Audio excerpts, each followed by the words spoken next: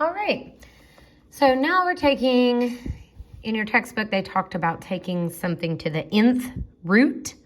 In this case, we're doing a cubed root or the third root. Usually you say a cubed root. So for example, let's do this with a number. If I asked you to find the cube root of, let's say, 27. So you're trying to figure out what number times itself 3 times gives you 27. Okay, so you could rewrite this cube root of, so what number cubed gives you 27? So if you don't have your cube roots or your cubes memorized, you can always guess and test. 1 cubed, 1 times 1 times 1, obviously equals 1. 2 cubed, 2 times 2 times 2 is 8. 3 cubed, 3 times 3 is 9, times 3 is 27. Boom, there it is. So that means 3 cubed gives me 27. So the cube root of 27, cube root, equals 3. If this step isn't helpful to you to like rewrite it as a cube, then just skip that step, okay? And go straight from cube root of 27 is 3.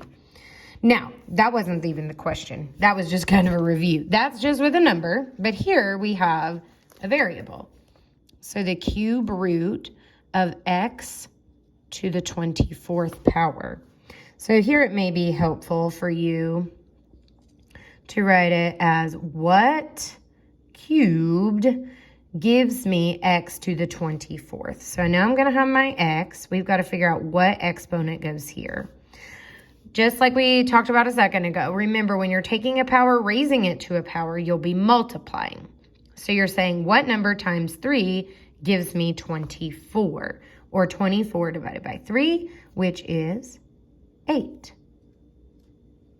Do we agree that x to the 8th times itself, x to the 8th times x to the 8th, you add the exponents, times another x to the 8th, you add them again. Yes, it does indeed equal x to the 24th. So the answer is just this here in the parentheses, which is x to the 8th.